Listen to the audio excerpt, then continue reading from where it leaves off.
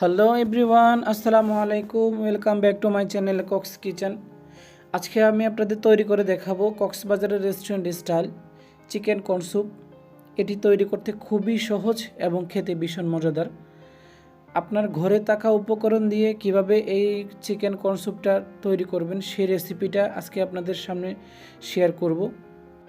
ভিডিওটি শুরু করার আগে যারা এখনও আমার চ্যানেলটি সাবস্ক্রাইব করেননি, অবশ্যই চ্যানেলটি সাবস্ক্রাইব করে পাশে থাকা বেল আইকনটি বাজিয়ে দিন।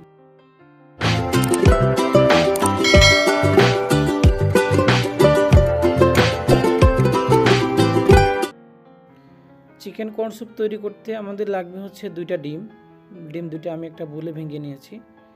আমাদের লাগবে হচ্ছে সুইট কর্ন। এখানে আমি 50 গ্রাম সুইট কর্ন নিয়েছি, যেটা বাজারে কিনতে পাওয়া যায়। নিয়েছি আমি চিকেনটা আমি কিমা করে নিয়েছি। 50 গ্রাম মতো চিকেন নিয়েছি।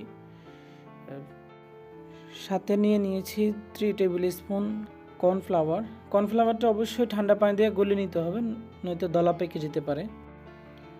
এবং একটি কড়াইয়ের মধ্যে আমি হাফ লিটার পানি বয়েল করতে দিয়েছি। সেক্ষেত্রে চুলার আঁচটা একটু হাই ফ্লেমে থাকবে। একটা কাঁটা চামচ দিয়ে ভালো করে ডিম দুটো আমার ফেটে নিতে হবে।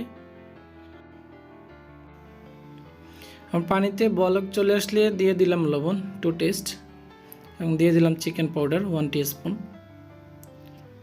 দিয়ে দিলাম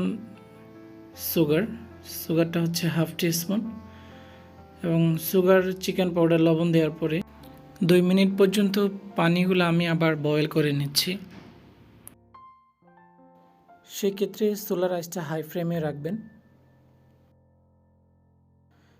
পানিতে বলক চলে আসলে দিয়ে দিলাম চিকেন, যেটা আগে থেকে কিমা করা ছিল। চিকেন দেওয়ার পরে 2 থেকে 3 মিনিট পর্যন্ত চিকেনগুলো আমি বয়েল করে নেব। 3 মিনিট পর পানিতে বলক চলে আসলে আমার দিয়ে দিতে হবে কর্নফ্লাওয়ারটা আমি একটু কম দিয়েছি, থিকনেসটা একটু যাতে কম হয়। আপনারা আপনাদের পছন্দ অনুযায়ী থিকনেসটা বাড়িয়ে কমিয়ে নেবেন। দিয়ে দিলাম আগে থেকে ফেটে নেওয়া 2টা ডিম। আমি সবটুকু দিলাম না, আমি 1.5টা পরিমাণ ডিম এখানে দিয়েছি। ডিম দেওয়ার পরে দিয়ে দিলাম সুইট কর্নটা অবশ্যই আগে থেকে সিদ্ধ করা থাকে, সেই কারণে আমি কর্নটা সবার শেষে দিয়েছি। কর্নটা দেওয়ার পরে চুলার আঁচটা একটু কমিয়ে দিয়ে আমি 1 মিনিট পর আমার স্যুপটা অবশ্যই সার্ভ করে নেব। দেখতে পাচ্ছেন কত সুন্দরভাবে আমাদের চিকেন কর্ন স্যুপ তৈরি হয়ে গেল। আপনারা অবশ্যই বাসা বাড়িতে বানানোর চেষ্টা করবেন। চিকেন কর্ন স্যুপ তৈরি করা যেমন সহজ এবং খেতে ভীষণ মজাদার। এটি আমার একটি ফেভারিট স্যুপ। আপনারা অবশ্যই বাসা বাড়িতে বানানোর চেষ্টা করবেন। আশা করছি আজকের রেসিপিটি আপনাদের অবশ্যই ভালো লেগেছে।